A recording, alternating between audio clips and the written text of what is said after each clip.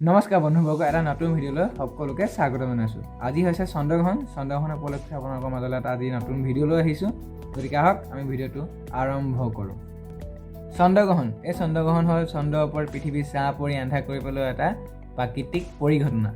চন্দ্ৰই নিজৰ কক্ষপথত ঘূৰোঁতে কেতিয়াবা পৃথিৱী, চন্দ্ৰ আৰু সূৰ্য মাজত পৰি চন্দ্ৰক ঢাকি ধৰে, তেতিয়া এই চন্দ্ৰগ্ৰহণ হয়। চন্দ্ৰগ্ৰহণ কেৱল পূৰ্ণিমা তিথিতহে হয়, কিন্তু প্ৰত্যেকটো পূৰ্ণিমা তিথিতে নহয়, কাৰণ চন্দ্ৰৰ কক্ষতল আৰু পৃথিৱীৰ কক্ষতলৰ মাজৰ 5 ডিগ্ৰী কৌণিক ব্যৱধান আছে। সেয়েহে প্ৰতিটো পূৰ্ণিমাতে চন্দ্ৰ, সূৰ্য আৰু পৃথিৱী একেডাল সৰল ৰেখাতে নপৰে।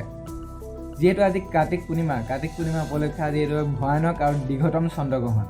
এই চন্দ্ৰগ্ৰহণ দেখা পোৱা যাব আপোনাৰ ইউৰোপ, এছিয়া, উত্তৰ আমেৰিকা, প্ৰশান্ত মহাসাগৰ, আটলাণ্টিক আদি বিভিন্ন জেগাত। তাৰপিছত আমাৰ অসমৰ গুৱাহাটী দেখা পোৱা যাব আৰু ৰয়িং, শদিয়া, অৰুণাচলৰ ফালে দেখা পোৱা যাব। আনহাতে এই চন্দ্ৰগ্ৰহণ হ'বলৈ হ'লে সূৰ্য, পৃথিৱী আৰু চন্দ্ৰ একেডাল সৰল ৰেখাত থকাৰ উপৰিও সমতলত থাকিব লাগিব, তেতিয়াহে এই চন্দ্ৰগ্ৰহণ হ'ব। সম্পূৰ্ণভাৱে যেতিয়া পৃথিৱীৰ পশ্চাত আৰু সম্পূৰ্ণভাৱে ছাঁ আৰু অন্ধকাৰ কৰা অঞ্চলটোত পৰিলে এই চন্দ্ৰগ্ৰহণক কোৱা হ'ব পূৰ্ণগ্ৰাস চন্দ্ৰগ্ৰহণ বুলি। আজি এই গ্ৰহণটো হৈছে 580 বছৰ মূৰত এইটো এটা দীৰ্ঘতম আৰু ভয়ানক চন্দ্ৰগ্ৰহণ হৈছে। যি কি নহওক, আজি আপোনালোকৰ মাজলৈ এটা চন্দ্ৰগ্ৰহণৰ ভিডিঅ' আগবঢ়াইছোঁ। যদি ভিডিঅ'টো চাই ভাল পাইছে, লাইক, শ্বেয়াৰ আৰু ছাবস্ক্ৰাইব কৰক। আজিলৈ নতুন ভিডিঅ' লগ পোৱাৰ আশাৰে বাই বাই।